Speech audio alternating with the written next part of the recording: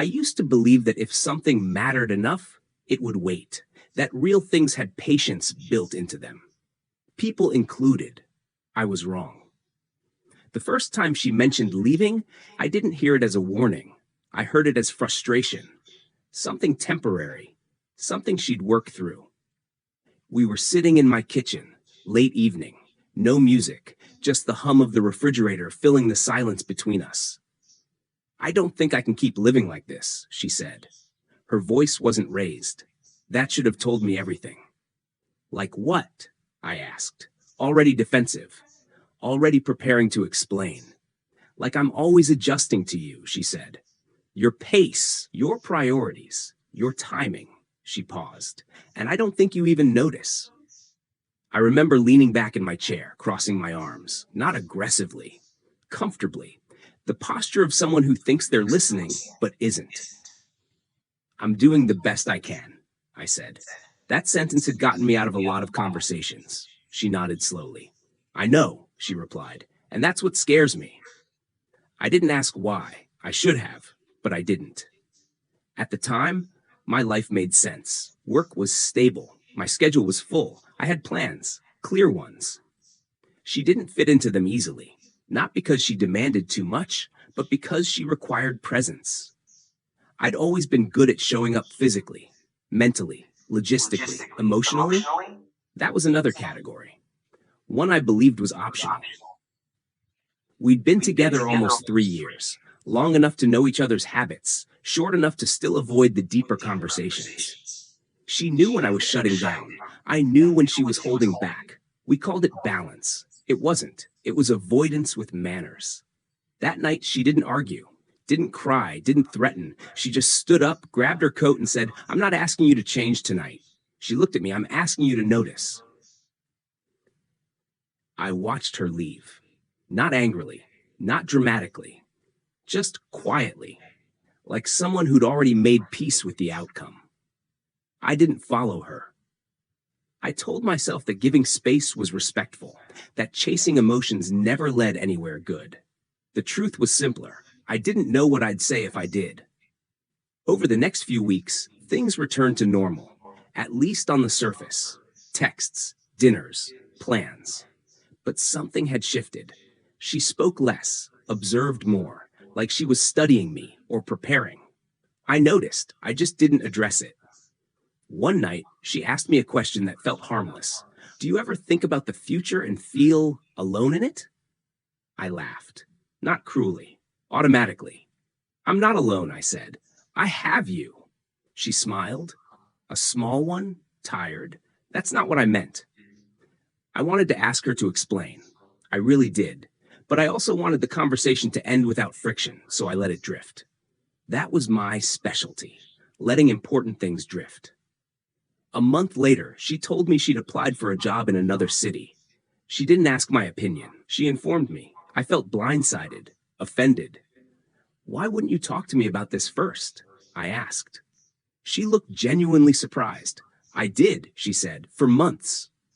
That landed harder than anything she could have said angrily. She wasn't wrong, she'd told me. In fragments, in pauses, in questions I hadn't answered. I didn't think you were serious, I admitted. She nodded again. I know. There was no fight that night, just facts, and space between them. She moved out 2 weeks later, not far, but far enough.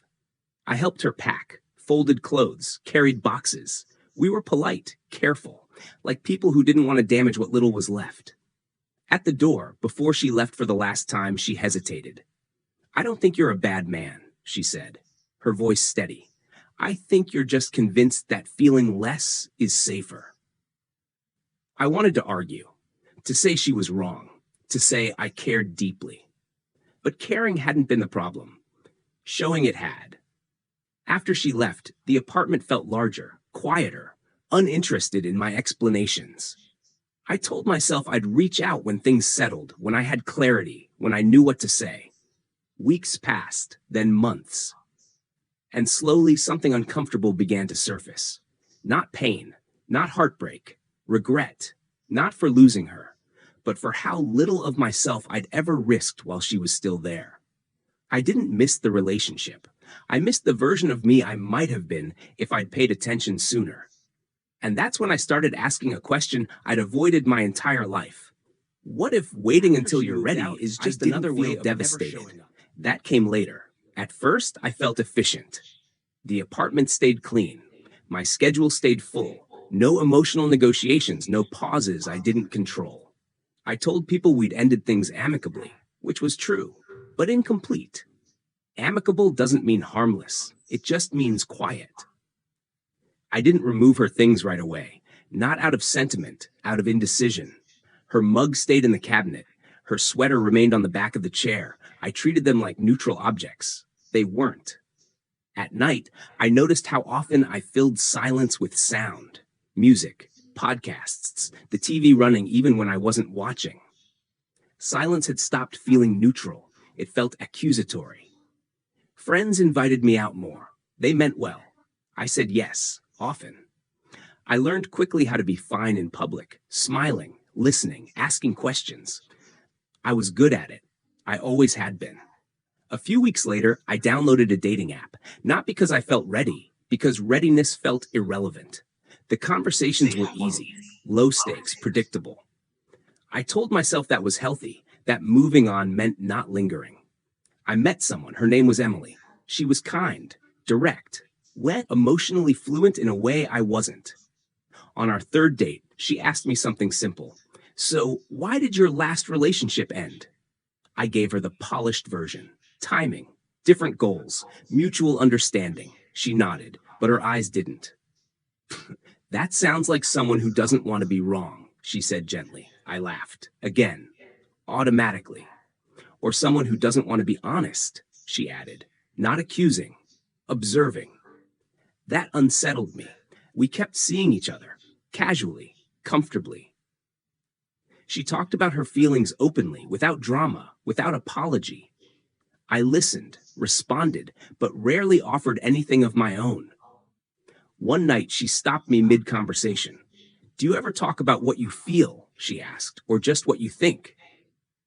I didn't answer right away, not because I didn't know, because I didn't like the answer. I'm working on it, I said. It sounded familiar.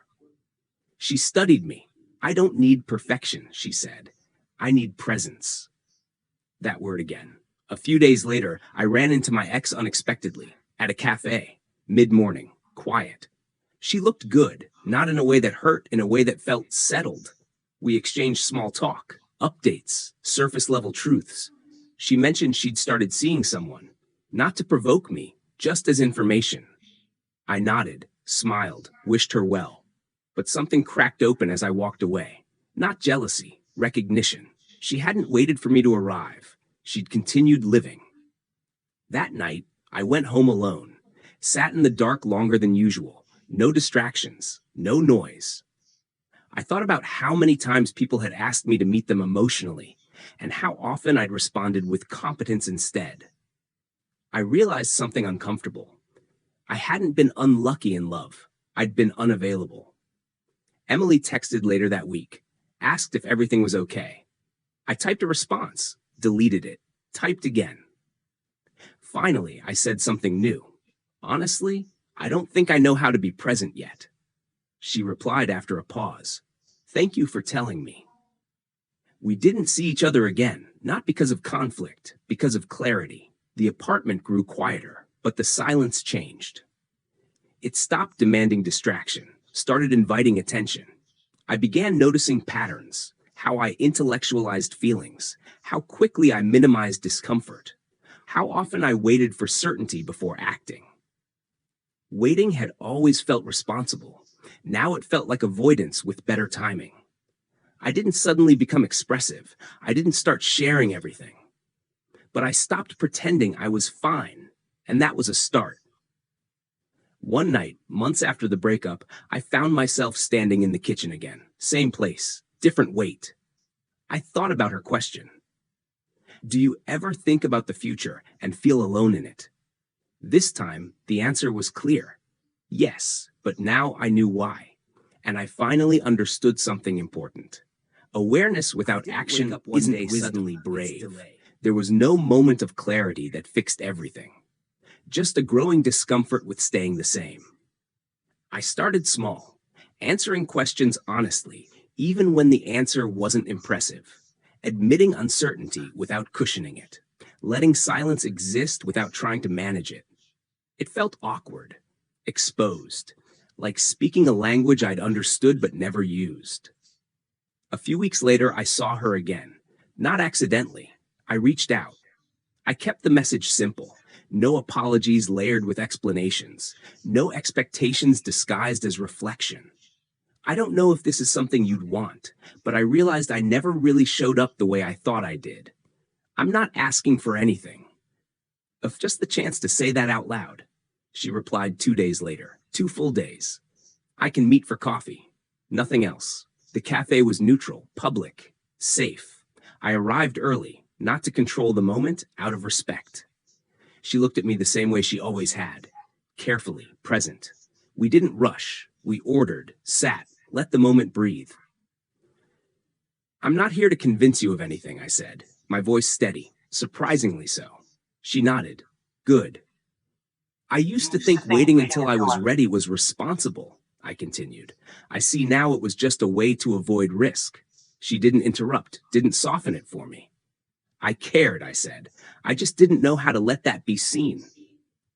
She looked down at her cup, then back at me. That was the problem, she said. You were always there, just never reachable. I let that land, didn't defend it, didn't reframe it. I'm not asking to try again, I said. And I don't expect forgiveness. I paused. But I didn't want to carry this unspoken anymore. She studied me, longer than I expected. I'm glad you said it, she replied. I just wish you'd said it sooner. That hurt. Not because it was cruel, because it was true.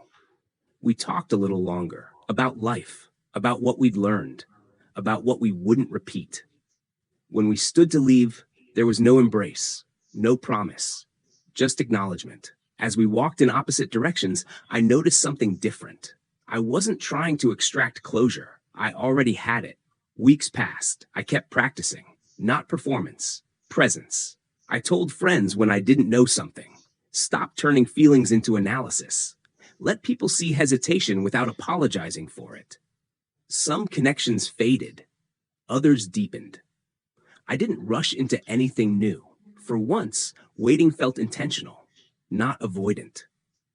One night, sitting alone, I thought back to the man I'd been, the one who believed control meant strength, silence meant safety. I understood him now. He wasn't wrong, just unfinished. Some lessons don't arrive in time to save the relationship. They arrive to save the person. I don't know who I'll love next or when. But I know this. I won't wait to be ready to show up. Because readiness is built by showing up, not the other way around. And this time, I won't confuse patience with fear.